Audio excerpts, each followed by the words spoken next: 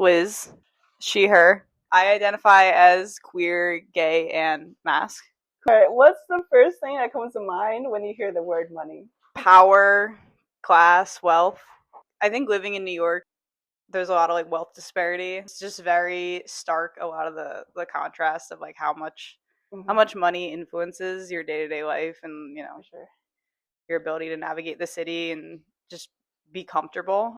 It's difficult to see people who have like worked hard and trained in a particular field and built up skills like still be unemployed for long periods of time. A lot of people don't have jobs or are underemployed in some way. With that going on, have you done any like things for you personally to either like save more or like budget more? So I'd say no.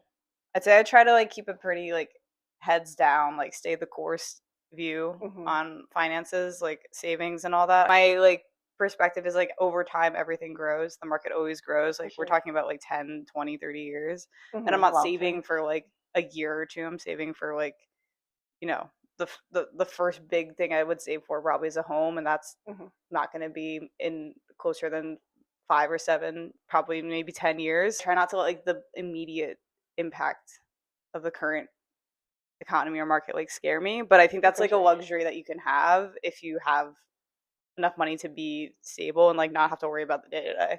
When you're making these choices, like how do you know if you can afford it? I probably should check my statements more than I do.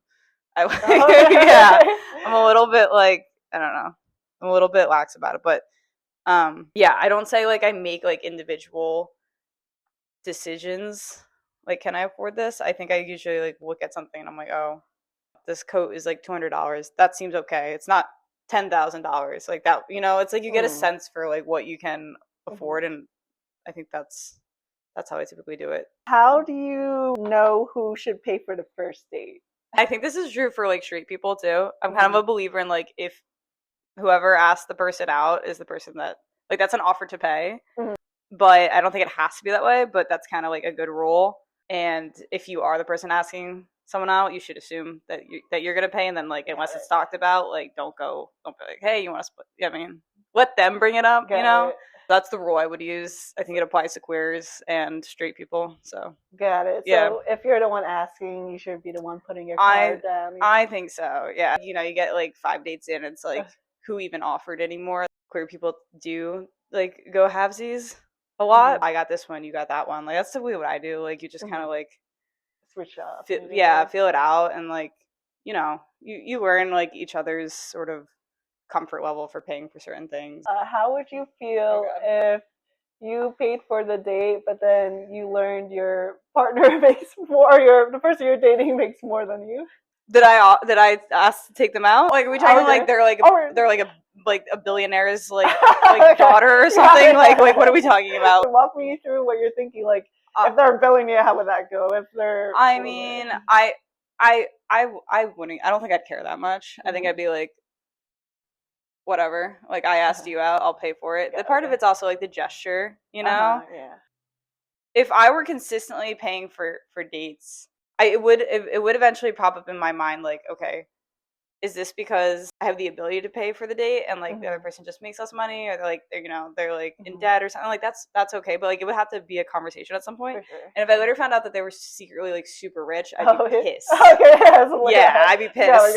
Yeah. What are your thoughts on who should propose in the relationship? Oh, I think if you're getting married to someone, hopefully you know each other enough that like you're on the same page about that, and I don't think that needs to be like the mask. There's no rules around that. Do you have any rules about how much the engagement ring should be? No. Okay. Absolutely not. Okay. No.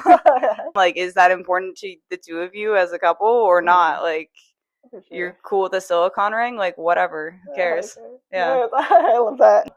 What's it been like for you being out in the workplace? It feels fine now.